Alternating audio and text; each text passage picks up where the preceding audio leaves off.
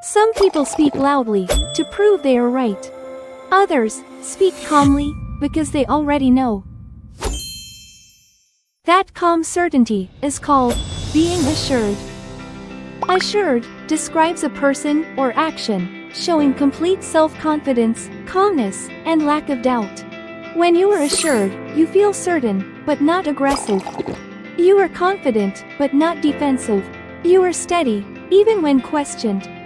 Assured is quiet strength.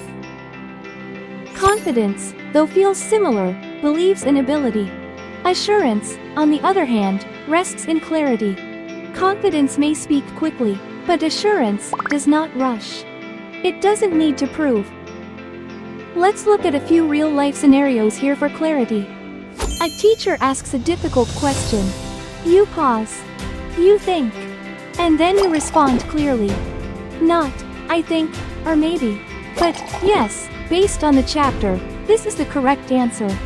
You're not guessing. You are assured. Now, as a professional, you present a strategy in a meeting. Someone challenges your idea.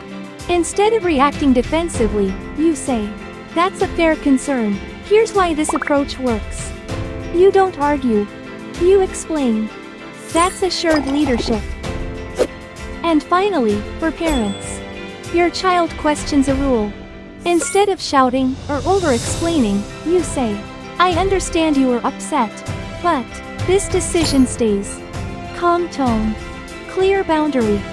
That's being assured.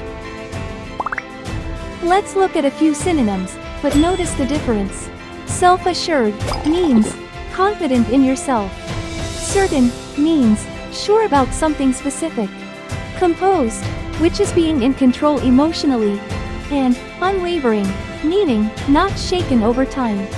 But assured sits in the middle. It's clarity that doesn't wobble.